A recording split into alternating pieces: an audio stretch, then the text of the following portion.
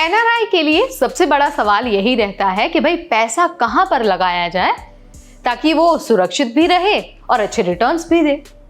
आज ना हम इस वीडियो के जरिए दो सबसे पॉपुलर इन्वेस्टमेंट पर बात करने वाले हैं, गोल्ड और रियल एस्टेट। तो क्या ये सच में दोनों एनआरआई के लिए सही चॉइस है?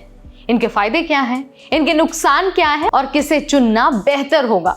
आज इन तीनों क्वेश्चंस का आंसर हम आपको देंगे और आपको समझाएंगे कि एनआरआई के लिए सूटेबल क्या है।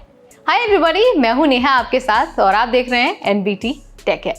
भारत से जुड़ाव रखने वाले ज्यादातर एनआरआई गोल्ड और प्रॉपर्टी को ट्रस्टेड इन्वेस्टमेंट मानते हैं। गोल्ड को सेफ हेवन एसेट कहा जाता है, रियल एस्टेट को लॉन्ग टर्म वेल्थ और रेंटल इनकम का जरिया माना जाता है। लेकिन हर इन्वेस्टमेंट की अपनी ताकत होती है, अपनी कमजोरियां होती हैं। तो चलिए सबसे पहले ना गोल्ड के बारे में देख लेते हैं और जान लेते हैं गोल्ड की ताकत और कमजोरी। फायदों की सबसे हम अगर पहले बात करें, यानी कि ताकत की अगर हम बात करें, तो गोल्ड दुनिया में कहीं भी आसानी से बेचा जा सकता है। इसके अलावा चाहे मार्केट में गिरावट हो या फिर ग्लोबल अनसर्टेनिटी, गोल्ड आमतौर पर वैल्यू बढ़ाता ही है। इसके अलावा प्रॉपर्टी की तरह गोल्ड की देखरेख की टेंशन होती नहीं है। लेकिन ऐसा नहीं है कि सिर्फ फायदे हैं, नुकसान भी है। अब देखिए, गोल्ड से रेगुलर इनकम भी नहीं आती है। फिजिकल गोल्ड में स्टोरेज और सेफ्टी का इशू हमेशा रहता है। इसके अलावा शॉर्ट टर्म में प्राइस काफी वॉलेटाइल हो सकते हैं।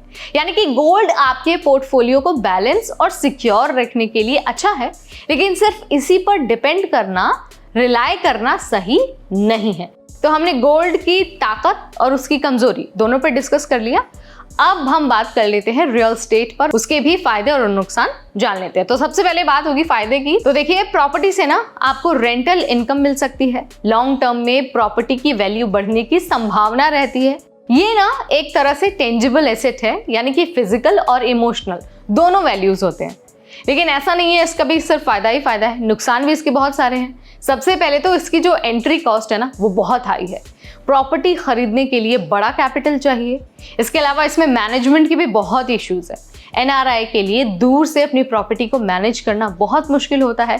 टीनेंस, मेंटेनेंस और लीगल इश्यूज बहुत सारे होते हैं जिनसे डील करना हेक्टिक हो जाता है। इसके अलावा लिक्विडिटी का जो इशू है वो बहुत बड़ा इशू है। प्रॉपर्टी बेचने में बहुत टाइम लगता है। इसके अलावा फीमा रूल्स, टीडीएस और कैपिटल गेन्स टैक्स का ध्यान रखना पड़ता है। यानी कि रियल एस्टेट स्ट्रॉन्ग ऑप्शन है अगर आपका इंडिया में लॉन्ग टर्म कनेक्शन है तो।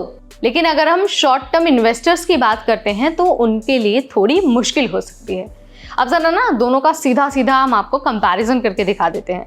तो गोल्ड का मतलब है low entry cost, easy to manage but no regular income. Real estate का मतलब है हाई एंट्री कॉस्ट, मैनेजमेंट की दिक्कतें, लेकिन लॉन्ग टर्म में एप्रिसिएशन और रेंटल इनकम का फायदा। अब देखिए, gold short to medium term safety के लिए अच्छा है, लेकिन लॉन्ग टर्म के लिए ना आपको रियल एस्टेट पर भरोसा करना होगा।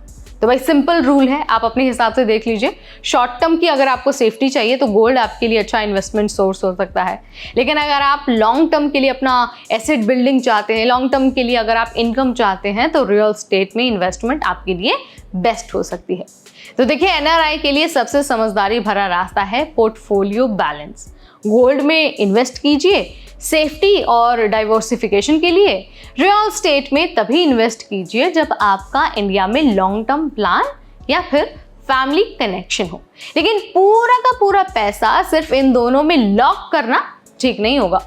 म्यूचुअल फंड्स, ग्लोबल ईटीएफ्स और बॉन्ड्स भी जरूरी है ताकि पोर्टफोलियो फ्लेक्सिबल रहे और ग्रोथ भी होती रहे। तो भाई गोल्ड और रियल एस्टेट दोनों ही स्ट्रॉन्ग इन्वेस्टमेंट सोर्स हैं, लेकिन सही ऑप्शन आपके गोल्स पर डिपेंड करता है कि भाई आप क्या चाहते हैं। अब आप मुझे कमेंट के जरिए बताइए कि आपको कितना समझ में आया और आपके हिसाब से दोनों में से बेहतर चॉइस कौन सी है। इस वीडियो में फिलहाल इतना ही। अगली बार फिर आएंगे नई जानकारी लेकर, एनआरआई से रिलेटेड एक नया अपडेट लेकर, एक नया जो एजुकेशनल वीडियो है वो लेकर आएंगे। आप जाने से पहले चैनल को सब्सक्राइब कर दीजिए, बेल आइकॉन को प्रेस कर दीजिए, ताकि जैसे ही एनआरआई से रिलेटेड कोई भी अपडेट आए ना, सबसे पहले इन्फॉर्मेशन आप तक पहुंच जाए। Till then, this is me Neha Upadhyay, signing of.